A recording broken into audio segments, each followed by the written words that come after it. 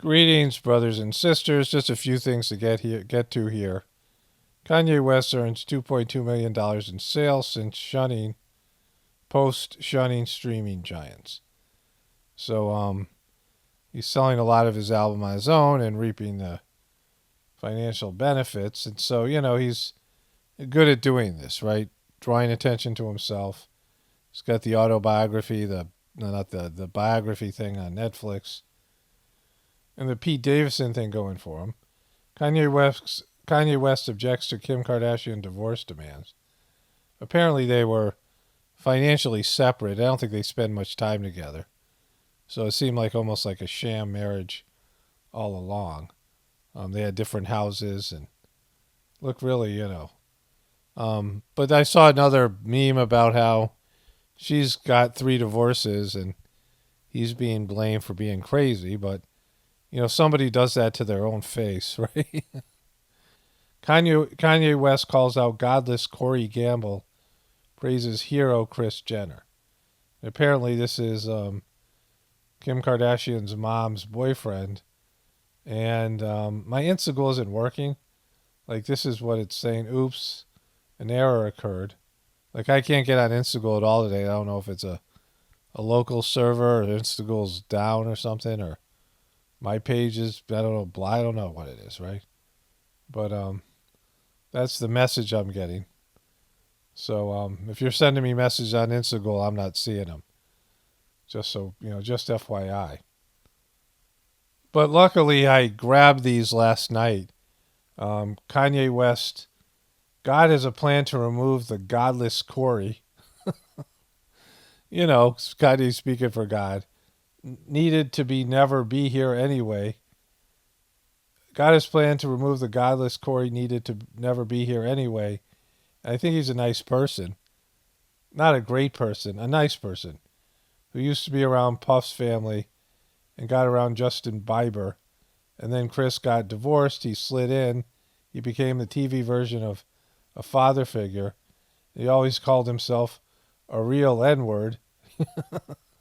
He once told my wife he knew what music she should be listening to.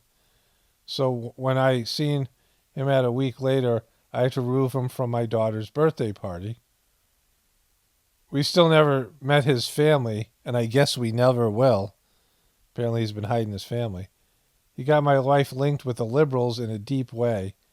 That was his job for some reason. I always felt he worked for DuPont or some organization in that pedigree. Now he's off to his next mission. His job is done. He's not messy enough to do something like this.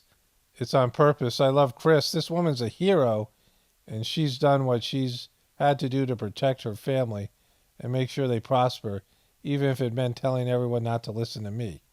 I respect her grind, her hustle, and her mind.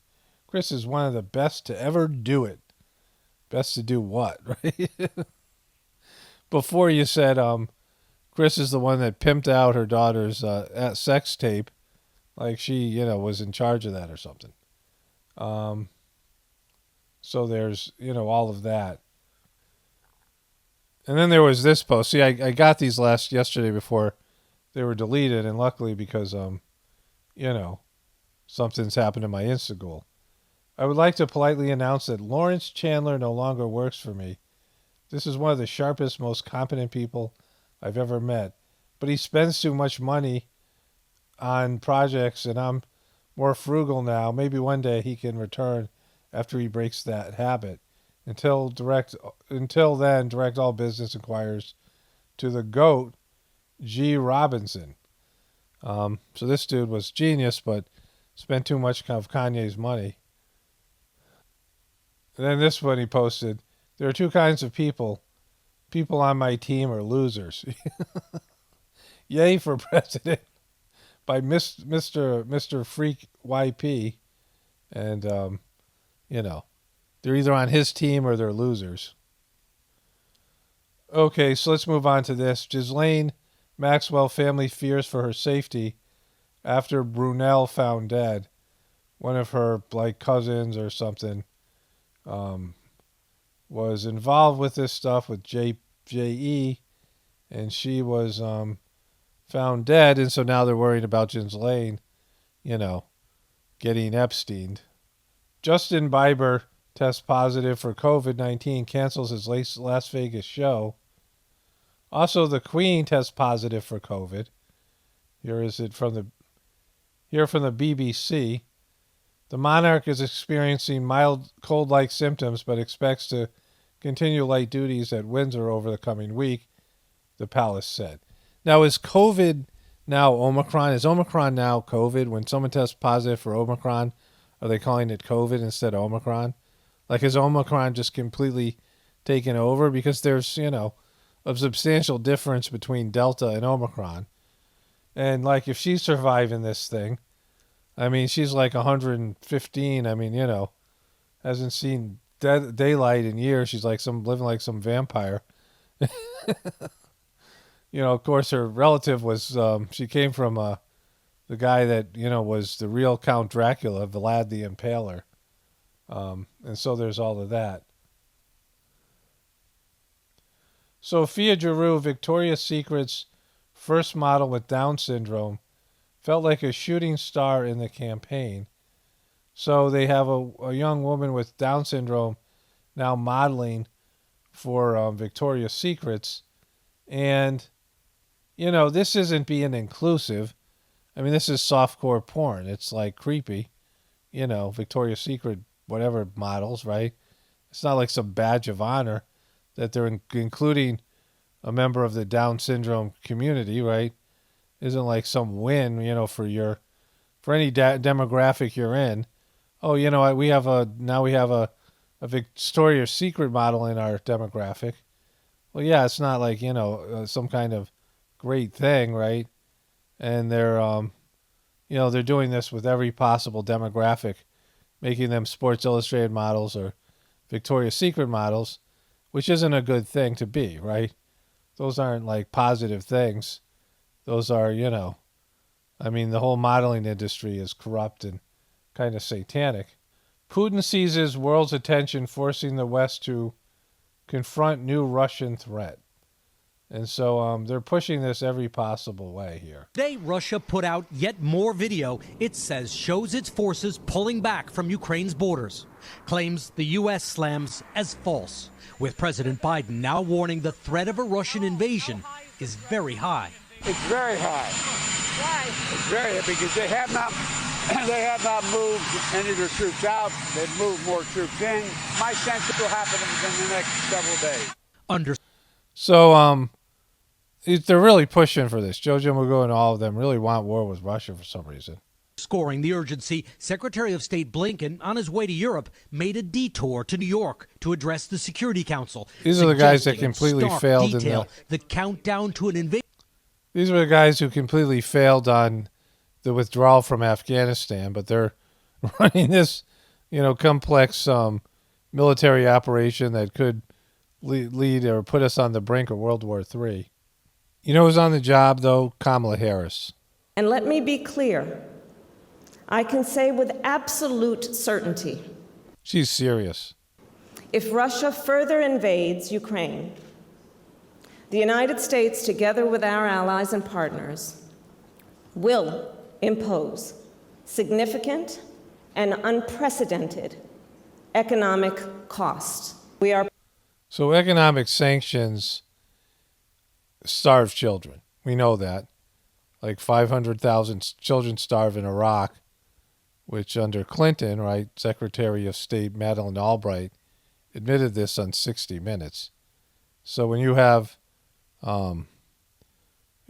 economic sanctions, it starves children. It's a fact, right? We are prepared to move forward with consequences. We have prepared together economic measures that will be swift, severe, and united.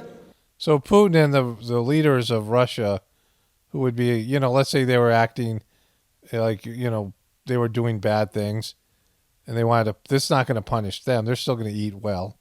They're going to still, they might be disempowered over some period of time because of the effects on the populace. But it's kids that are going to starve, right? I mean, here's the Madeleine Albright video. We have heard that 500,000 children have died. I mean, that's more children than died in Hiroshima. And you know, is the price worth it?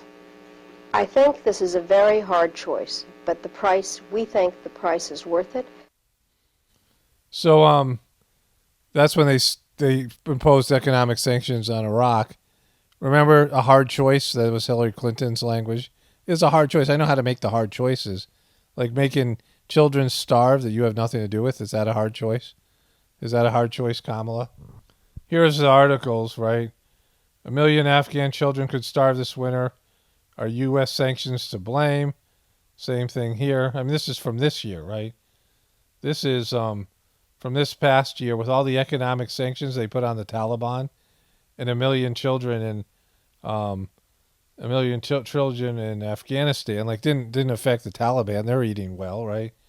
They're still in power, and so that's just, you know, when you put out economic sanctions, kids starve.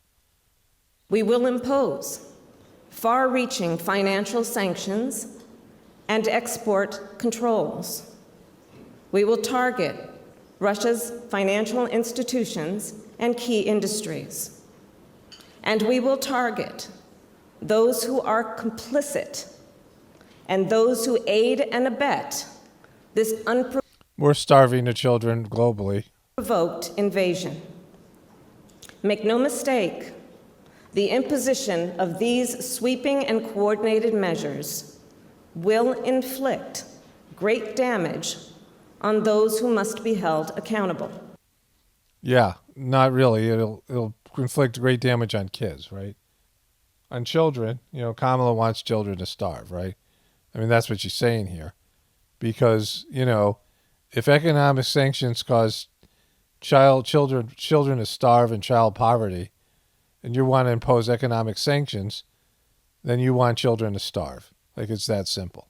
And JoJo, Magoo, and the rest of these Democratic liberals who are all about human rights, they're into children starving, right? Because, again, it doesn't punish the people they're going after. It punishes the poor, it punishes the disenfranchised, and it punishes children.